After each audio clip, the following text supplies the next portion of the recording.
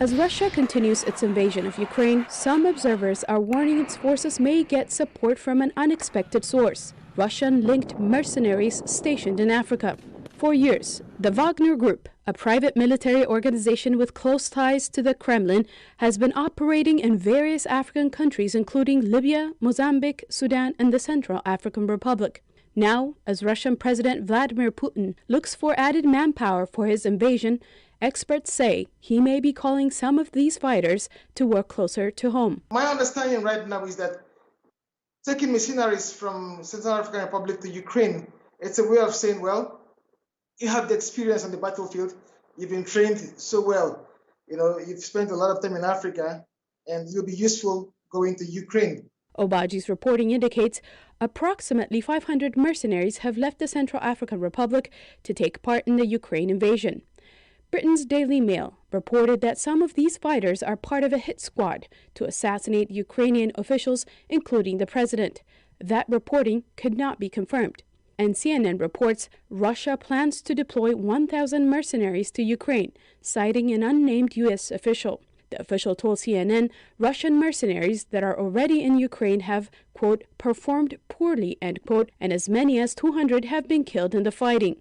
Despite this, Obaji says these fighters from Africa could still be valuable because of their experience. These people have been very active. And mind you, a lot of those who came to Central African Republic in the first place were brought in from Libya, were brought in from Syria, people who have been involved in fighting, in war, so to speak. Wagner's track record in Africa includes accusations of extrajudicial killings, rapes, and other human rights abuses.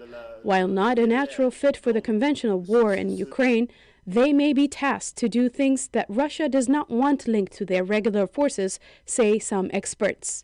The Wagner Group is a great solution for foreign intervention on the cheap. What Russia is doing in Ukraine right now is not that. It is not intervention on the cheap.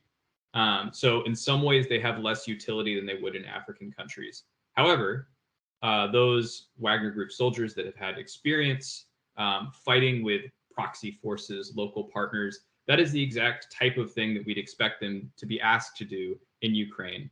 Essentially work to reinforce local pro-Russian forces, work alongside them, in some ways enhance their capabilities, and also provide an additional degree of command and control, but not necessarily accountability. Whether or not they're called to Ukraine, Wagner forces continue to pose a threat to African countries. We have watched Wagner, this mercenary outfit, work on the African continent. We've watched them in the Central African Republic, Sudan, Libya.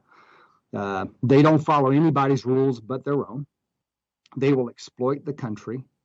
They will break laws. They will do gross violations of human rights. They will kill innocents and civilians. Wagner's track record, General Townsend added, is clear. They make countries less stable upon arrival. They seek to gain an economic benefit by exploiting natural resources, and they refuse to leave when asked. Despite the fog of war, analysts say they will be watching closely for any signs of mercenary activity in Ukraine. Salem Solomon, VOA News, Washington.